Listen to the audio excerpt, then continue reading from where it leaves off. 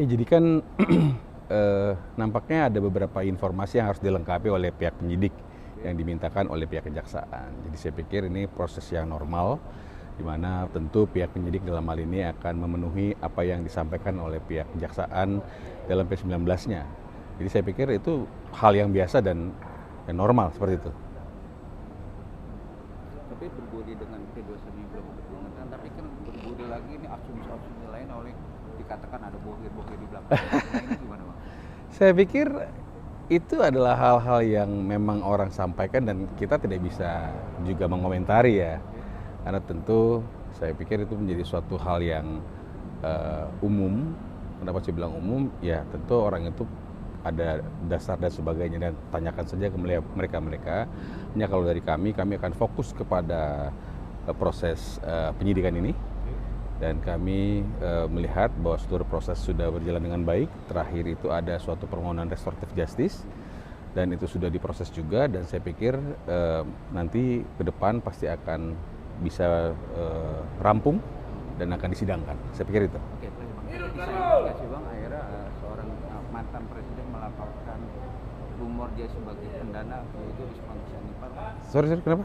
Iya kan ada seorang mantan presiden JK melaporkan Rismon, diduga dia Oke, kalau untuk apa yang disampaikan mengenai ada mantan Wapres, saya pikir itu kan hak setiap warga negara untuk melakukan apapun, termasuk membuat laporan polisi dan gugatan dan sebagainya.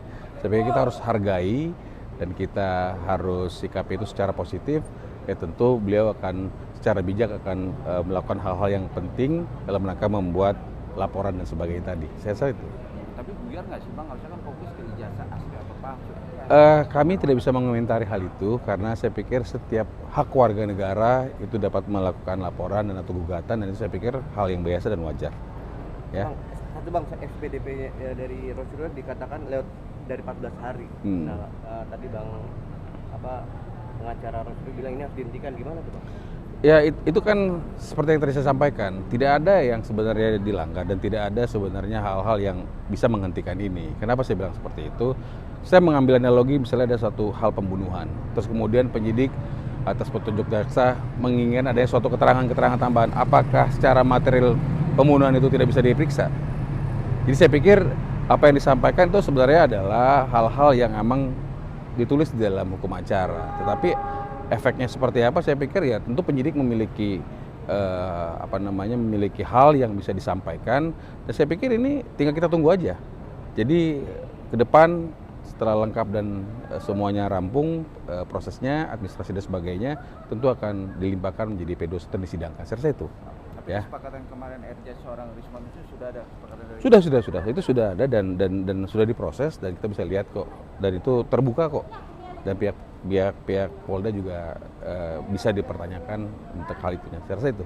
Tapi ya. keyakinan dari pihak dari Pak Jokowi, SP3 kemudian memang akan SP3. perkara. Kita tidak bisa tidak bisa menyampaikan hal itu karena itu adalah domain dari penyidik.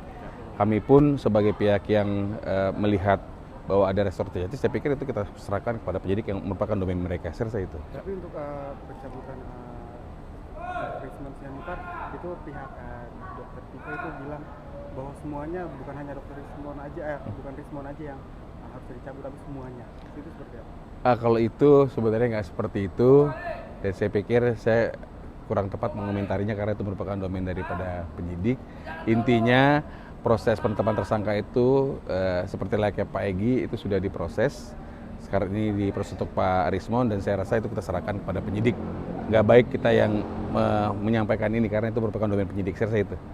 Ya, oke ya. Makasih Bang.